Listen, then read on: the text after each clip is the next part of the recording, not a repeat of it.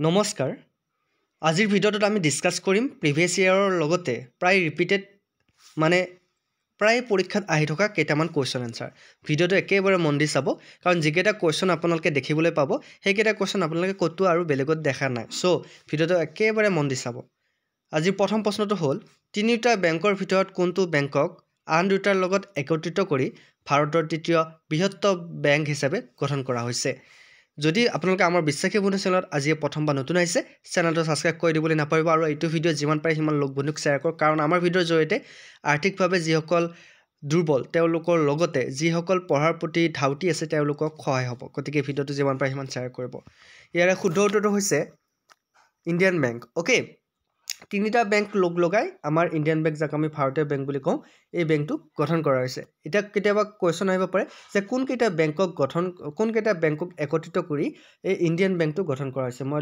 ধুনীয়াকৈ দিছো আপোনালোকে চাই ল'ব ইণ্ডিয়ান বেংক ভাৰতত অৱস্থিত এটা বেংক গ্ৰাহকক ঋণ আৰু জমা ধন প্ৰদান কৰা ইয়াৰ মূল ব্যৱসায়ত গুৰুত্ব দিবলৈ ইয়াক তিনিটা ভিন্ন বেংকৰ সৈতে একত্ৰিত কৰা হৈছিল ইণ্ডিয়ান বেংকক তিনিটা ভিন্ন বেংকৰ সৈতে একত্ৰিত কৰি ঋণ আৰু জমা ধন প্ৰদানৰ মূল সেৱাসমূহৰ ওপৰত গুৰুত্ব আৰোপ কৰা হৈছে এই তিনিটা বেংক হ'ল ভাৰতীয় state bank Punjab national bank আৰু সিন্ডিকেট বেংক এই তিনিটা বেংকক একেলগ কৰি ইণ্ডিয়ান বেংক গঠন কৰা হৈছে মনত থাকিব নেক্সট কোৱেশ্চন নম্বৰ 2 পৃথিৱীৰ খোলাৰ দুৰ্বল অঞ্চলটোৰ নাম কি কোৱেশ্চনটো ভালকৈ মন দিব পৃথিৱীৰ খোলাৰ দুৰ্বল অঞ্চলটোৰ নাম কি ভিডিঅ'টো লাগে পজ কৰি আপোনালোকে এনসাৰটো দিয়ক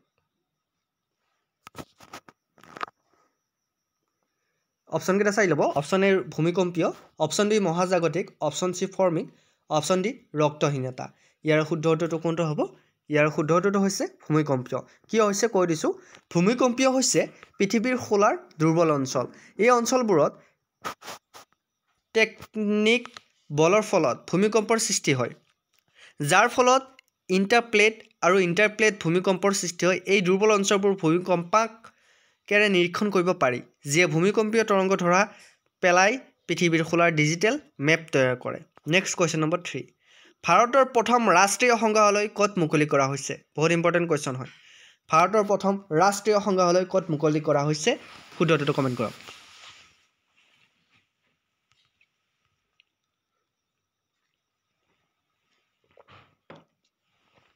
ইয়াৰ শুদ্ধ উত্তৰটো হৈছে মুম্বাই ভাৰতৰ প্ৰথম ৰাষ্ট্ৰীয় সংগ্ৰহালয় ক'ত মুকলি কৰা হৈছে মুম্বাইত মুকলি কৰা হৈছিল নেক্সট কোৱেশ্চন নম্বৰ 4 ওকে তাৰ আগতে মই এটা কথা কৈ দিওঁ শেহতীয়াকৈ মহাৰাষ্ট্ৰৰ মুম্বাইত ভাৰতৰ প্ৰথমটো ৰাষ্ট্ৰীয় ভাৰতীয় চিনেমা সংগ্ৰহালয় উদ্বোধন কৰা হৈছে ইয়াত ভাৰতীয় চিনেমাৰ ইতিহাস আৰম্ভণিৰে পৰাই চিত্ৰিত কৰা হ'ব দুখন ভিন্ন সমিতি গঠন কৰা হৈছিল এখনৰ নেতৃত্বত আছিল প্ৰসূন যোশী এণ্ড আনখনৰ নেতৃত্বত আছিল শ্যাম বেংগলান নেতৃত্ব গতিকে এইবোৰ সংগ্ৰহালয়টোক উন্নীত কৰিব কোৱেশ্চন নম্বৰ 4 2019 চনত কোনজন জনপ্ৰিয় কণ্ঠশিল্পীয়ে ভাৰতৰত্ন বঁটা লাভ কৰিছিল বহুত ইম্পৰ্টেন্ট কোৱেশ্চন হয় ইয়াৰ শুদ্ধ উত্তৰটো হৈছে ভূপেন হাজৰিকা ডক্টৰ ভূপেন হাজৰিকা 2019 চনত জনপ্ৰিয় কণ্ঠশিল্পী হিচাপে ভাৰতৰত্ন বঁটা লাভ কৰিছিল কোৱেশ্চন নম্বৰ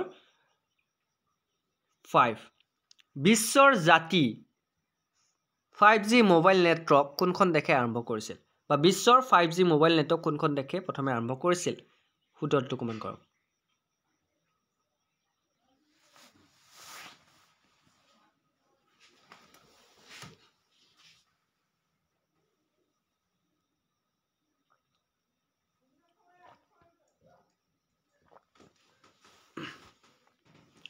ইয়াৰ শুদ্ধ উত্তৰটো হৈছে দক্ষিণ কোৰিয়া প্ৰথমতে 5G নেটৱৰ্ক আৰম্ভ কৰিছিল পৰৱৰ্তী প্ৰজন্মৰ বেটাৰ নেটৱৰ্ক প্ৰযুক্তি 5Gৰ জৰিয়তে বিশ্বই দ্ৰুত ডাটা গতি আৰু বৰ্ধিত ডিজিটেল অভিজ্ঞতাৰ সুবিধা ল'ব পাৰিব দক্ষিণ কোৰিয়াই প্ৰথম দেশত 5G মোবাইল নেটৱৰ্ক আৰম্ভ কৰিছিল তাৰ পিছত জাপান আমেৰিকা চীন আদি আৰম্ভ কৰিছিল গতিকে কোৱেশ্চনত আহিব পাৰে যে প্ৰথম 5G নেটৱৰ্ক কোনে আৰম্ভ কৰিছিল দেশখনৰ নাম কি মনত ৰাখিব দক্ষিণ কোৰিয়া কোৱেশ্চন নম্বৰ 6 বাৰাণসীত কেতিয়া প্ৰবাসী ভাৰতীয় দিৱস অনুষ্ঠিত হৈছিল কোন চনত বাৰাণসীত কেতিয়া প্ৰবাসী ভাৰতীয় দিৱস অনুষ্ঠিত কৰা হৈছিল ইয়াৰ শুদ্ধ উত্তৰটো হৈছে 2019 চনত ওকে প্ৰবাসী ভাৰতীয় দিৱস ভাৰতত অনুষ্ঠিত হোৱা বাৰ্ষিক অনুষ্ঠান ভাৰতৰ আধ্যাত্মিক ৰাজধানী বাৰাণসীত 2019 চনত এই অনুষ্ঠানৰ আয়োজন কৰা হয় ইয়াৰ আয়োজন কৰিছিল বৈদেশিক পৰিক্ৰমা মন্ত্ৰালয় ভাৰত বৈদেশিক পৰিক্ৰমা মন্ত্ৰালয়ৰ সহযোগত। কুৱেশ্যন নম্বৰ 7 বিজয় সিং এজন গল্ফ প্লেয়াৰ কোনখন দেশৰ? কেতিয়াবা কুৱেশ্যনত আহিব পাৰে যে বিজয় সিং কোনখন খেলাৰ লগত জড়িত, তেতিয়া আপোনালোকে মনত ৰাখিব লাগিব বিজয় সিং গল্ফ প্লেয়াৰ, তেখেত গল্ফ খেলৰ লগত জড়িত, কিন্তু তেখেত কোনখন দেশৰ আপোনালোকে কমেণ্ট কৰক, শুদ্ধ উত্তৰটো কমেণ্ট কৰক। তেখেত হৈছে ফিজি। বিজয় সিং কোনখন দেশৰ? বিজয় সিং গল্ফ প্লেয়াৰ, তেওঁ ফিজিৰ। গতিকে আমি যিকেইটা কুৱেশ্যন আমি ডিছকাছ কৰি আছোঁ বহুত ইম্পৰ্টেণ্ট হয়। যদি ভিডিঅ'টো আপোনালোকে এইখিনিলৈকে চাই আছে, আপোনালোকে মোক কমেণ্ট কৰক যে এনেকুৱা ছিৰিজৰ ভিডিঅ' আপুনি চাব বিচাৰে নে নিবিচাৰে। যদি বিচাৰে এটা লাইক কৰি দিবলৈ নাপাহৰিব, যিমান পাৰে সিমান শ্বেয়াৰ কৰিবলৈ নাপাহৰিব, আৰু লগতে চেনেলটো ছাবস্ক্ৰাইব কৰি লওক। এনেকুৱা ধৰণৰ ইম্পৰ্টেণ্ট ভিডিঅ' আপোনালোকে পাই থাকিব। কুৱেশ্যন নম্বৰ 8 DRDLৰ সম্পূৰ্ণ ৰূপ কি? তাৰ আগতে মই বিজয় সিঙৰ বিষয়ে অকণমান কৈ দিছোঁ। বিজয় সিং ফিজিৰ এজন পেছাদাৰী গল্ফ প্লেয়াৰ, যিয়ে 1 নং স্থানত লাভ কৰিছে। 1963 চনত ফিজিত জন্মগ্ৰহণ কৰা বিজয় সিঙৰ জন্ম হৈছিল, বা বিজয় সিঙৰ ক'ত জন্ম হৈছিল, কিমান চনত? 1963 চনত ফিজিত বিজয় সিঙৰ জন্ম হৈছিল। বিজয় সিং ফিজিৰ। DRDLৰ সম্পূৰ্ণ ৰূপ কি, বা DRDLৰ ফুল ফৰ্ম কি আহিব পাৰে? মনত ৰাখিব DRDLৰ ফুল ফৰ্ম হৈছে গৱেষণা আৰু উন্নয়ন পৰীক্ষাগাৰ বিভাগ। অপশ্যন বি হৈছে ৰাইট আনচাৰ। DRDL হৈছে স্বাস্থ্য, পৰিৱেশ সুৰক্ষা, কৃষি, অভিযান্ত্ৰিক আদিৰ ক্ষেত্ৰত অধ্যয়ন চলোৱা এক বিশ্বব্যাপী গৱেষণা আৰু উন্নয়ন ব্যৱস্থা। নেক্সট কুৱেশ্যন নম্বৰ 9 সৌৰজগতৰ সেউজীয়া গ্ৰহ কোনটো? আহিব পাৰে কেতিয়াবা। গ্ৰীণ প্লেনেট বুলি কোনটো গ্ৰহক জনা যায়? আমাৰ বহুতে পৃথিৱী বুলি ক'ব, কিন্তু একচুৱেলি ইউৰেনাছ। অ'কে, ইউৰেনাছক সৌৰজগতৰ এক পৰিৱেশ অনুকূল গ্ৰহ। ইয়াৰ স্বকীয় সেউজীয়া ৰঙৰ বাবে ইয়াক প্ৰথমে সেউজীয়া গ্ৰহ বুলি জনা গৈছিল। মনত ৰাখিব গ্ৰীণ প্লেনেট বুলি কাক কোৱা হয়? গ্ৰীণ প্লেনেট বুলি ইউৰেনাছক কোৱা হয়। কুৱেশ্যন নম্বৰ 10 ভাৰতীয় ক্ষেপণাস্ত্ৰ প্ৰযুক্তিৰ পিতৃ বুলি কাক কোৱা হয়, বা কাক জনা যায়? ভাৰতীয় ক্ষেপণাস্ত্ৰ প্ৰযুক্তিৰ পিতৃ বুলি কাক জনা যায়? শুদ্ধ উত্তৰটো কমেণ্ট কৰক।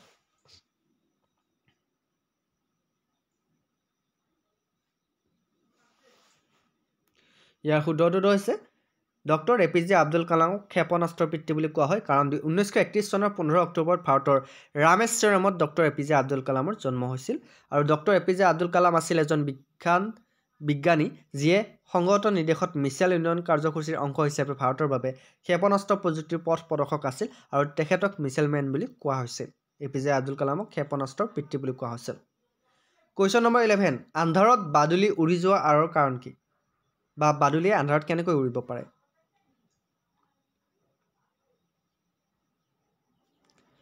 ইয়াৰ ভিতৰত কোনটো শুদ্ধ হ'ব আপোনালোকে মোক কমেণ্ট কৰকচোন।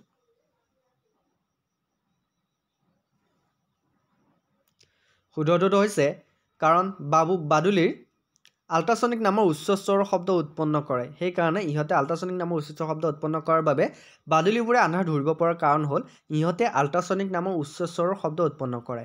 এই শব্দ মানুহৰ শ্ৰৱণ ক্ষমতাৰ বাহিৰত, আৰু কেৱল বাদুলিয়েহে শুনিব পাৰে। আন্ধাৰত নেভিগেট কৰিবলৈ বাদুলিয়ে আল্ট্ৰাছাউণ্ড ব্যৱহাৰ কৰে। ইহঁতে উচ্চ স্বৰৰ শব্দ নিৰ্গত কৰে, যিবোৰ মানুহে শুনিব নোৱাৰে, কিন্তু আন বাদুলিবোৰে কাণেৰে ধৰা পেলাব পাৰে। কুৱেশ্যন নম্বৰ 12 ইয়াৰে কোনটো ভাৰতৰ ক্ষুদ্ৰ উদ্যোগ? ভাৰতৰ একদম ক্ষুদ্ৰ উদ্যোগ বুলি ইয়াৰ ভিতৰত কোনটোক কোৱা হয়? ইয়াৰ ভিতৰত হস্ততাঁত উদ্যোগক ভাৰতৰ একদম ক্ষুদ্ৰ উদ্যোগ বুলি কোৱা হয়। হস্ততাঁত উদ্যোগ হৈছে ভাৰতৰ এক ক্ষুদ্ৰ উদ্যোগ। ভাৰতৰ বস্ত্ৰ উদ্যোগ এটা বৃহৎ পৰিসৰৰ উদ্যোগ। এই উদ্যোগটোৱে বোৱা কাপোৰ উৎপাদন কৰে, যাৰ সহায়ত তাৰ বিভিন্ন কাপোৰ, আনুষংগিক সামগ্ৰী আৰু বিচনা চাদৰ, পৰ্দা আদি সামগ্ৰী তৈয়াৰ কৰা হয়। বিগত 2 দশকত হস্ততাঁত খণ্ডটোৱে অবিৰতভাৱে বৃদ্ধি পাইছে, আৰু ভাৰত চৰকাৰৰ সুৰক্ষাৰ বাবে পদক্ষেপ গ্ৰহণ কৰিছে, ইয়াক আন দেশৰ পৰা অহা প্ৰতিযোগিতাৰ পৰা। গম পাইছে? কুৱেশ্যন নম্বৰ 13 চেৰিকালচাৰত ইয়াৰ কোনটো উদ্ভিদ গুৰুত্বপূৰ্ণ? চেৰিকালচাৰত ইয়াৰ কোনটো উদ্ভিদ গুৰুত্বপূৰ্ণ? শুদ্ধ উত্তৰটো হৈছে মালবেৰী।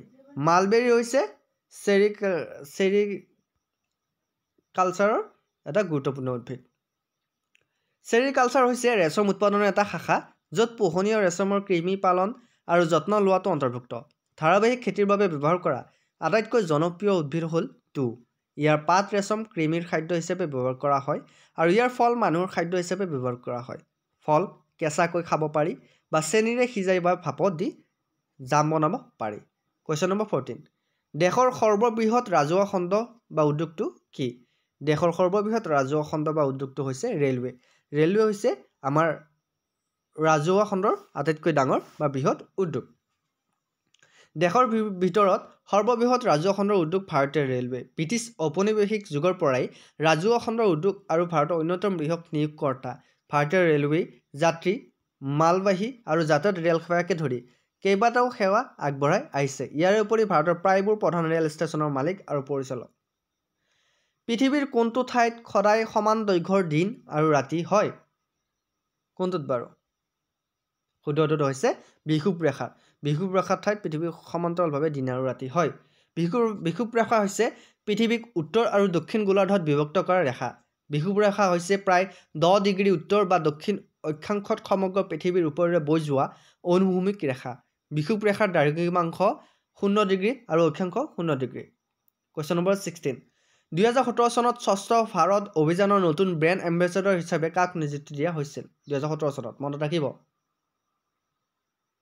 কোন আছিল বাৰু ইয়াৰ শুদ্ধটো হৈছে শিল্পা শেট্টি আছিল ব্ৰেণ্ড এম্বেছাডৰ 2017 চনত স্বচ্ছ ভাৰত মিছনৰ ব্ৰেণ্ড এম্বেছাডৰ হিচাপে নিযুক্তি পোৱাজন হৈছে শিল্পা শেট্টি ভাৰতৰ আটাইতকৈ জনপ্ৰিয় অভিনেত্ৰী মডেল দানবী আৰু সমাজকৰ্মী বলিউড ছবিত তেওঁৰ কৰ্ম আৰু প্ৰতিভাৰ বাবে পৰিচালিত সেইবাবে মনত ৰাখিব 2017 চনত কোন আছিল শিল্পা শেট্টি বৰ্তমান কোন বাৰু কুৱেশ্যন নম্বৰ 17 স্বৰ্গ পদাৰ্থৰ অধ্যয়ন বুলি কাক জনা যায় স্বৰ্গ পদাৰ্থৰ অধ্যয়ন বুলি কাক জনা যায় ইয়াৰ শুদ্ধটো হৈছে জ্যোতিৰ্বিজ্ঞানক স্বৰ্গ পদাৰ্থৰ অধ্যয়ন বুলি জনা যায় আকাশী পদাৰ্থৰ অধ্যয়নক জ্যোতিৰ্বিজ্ঞান বোলা হয় জ্যোতিৰ্বিজ্ঞানৰ অধ্যয়নেও মানৱ জাতিক বিশ্ব ব্ৰহ্মাণ্ডত আমাৰ স্থান সম্পৰ্কে জ্ঞান প্ৰদান কৰিছে জ্যোতিৰ্বিজ্ঞান হৈছে পৃথিৱীৰ পৰা দেখা পোৱা আকাশী বস্তু আৰু পৰিঘটনাৰ বৈজ্ঞানিক অধ্যয়ন কুৱেশ্যন নম্বৰ 18 পেপাৰ ৰং হালধীয়া কিয় আপোনালোকে জানে পেপাৰ ৰং কিয় হালধীয়া কাৰণটো কি ইয়েছ ইয়াৰ শুদ্ধটো হৈছে কেৰি কাকচান্থিন নামৰ এবিধ বস্তুৰ কাৰণে কেৰি কাকচান্থিন ৰঞ্জক পদাৰ্থৰ উপস্থিতিৰ বাবে পেপাৰ ৰং হালধীয়া হয় পেপা হৈছে এছিয়া আৰু মধ্য আমেৰিকাত হাজাৰ হাজাৰ বছৰ ধৰি খেতি কৰা গ্ৰীষ্মমণ্ডলীয় ফলৰ বাহ্যিক ছাল মসৃণ আৰু ৰঙা ৰেখাৰে ৰং সেউজীয়াৰ পৰা হালধীয়ালৈকে পেপিয়াত vitamin C folate potassium vitamin A আৰু মেগনিজ প্ৰচুৰ পৰিমাণে পোৱাৰ লগতে কেলৰি কম আৰু চৰ্বিমুক্ত question number 19 Man Booker Prize লাভ কৰা প্ৰথমগৰাকী ভাৰতীয় মহিলাৰ নাম কি মেন বুকাৰ প্ৰাইজ কোনে লাভ কৰিছিল ভাৰতৰ পৰা প্ৰথমগৰাকী ইয়াৰ শুদ্ধটো হৈছে মেন বুকাৰ প্ৰাইজ অৰুন্ধতী ৰায়ে লাভ কৰিছিল অৰুন্ধতী ৰায় ভাৰতৰ এগৰাকী বিশিষ্ট সাহিত্যিক তথা সমাজকৰ্মী যিয়ে মেন বুকাৰ বঁটাৰে সন্মানিত হৈছিল বা সন্মানিত কৰিছে তেখেতক গতিকে বন্ধুসকল আজিৰ ভিডিঅ'টো প্ৰায় ৰিপিটেড কুৱেশ্যন হয় প্ৰায় ইম্পৰ্টেণ্ট যিমান পাৰে সিমান ভিডিঅ'টো ৰিপিট চাবলৈ ট্ৰাই কৰিব কাৰণ এবাৰ চালে মনত নাথাকে আৰু পিডিএফটো যদি আপোনাক প্ৰয়োজন হয় আমাৰ টেলিগ্ৰাম চেনেলত দি দিম বিশ্বাসী বন্ধু অফিচিয়েল বুলি টেলিগ্ৰাম চেনেল আপোনালোকে জইন হৈ ল'ব আমাৰ পিডিএফবোৰ পাব ভিডিঅ'টো ইমান আছিল আশা কৰোঁ চাই ভাল পাব যদি ভাল পাইছে লাইক কমেণ্ট শ্বেয়াৰ লগতে আমাৰ বিশ্বাসী বন্ধু চেনেলটো ছাবস্ক্ৰাইব কৰি দিবলৈ নাপাহৰিব আজিলৈ অন্য এটা ভিডিঅ'ত আকৌ লগ পোৱাৰ প্ৰতিশ্ৰুতিৰে জয় হিন্দ জয় অসম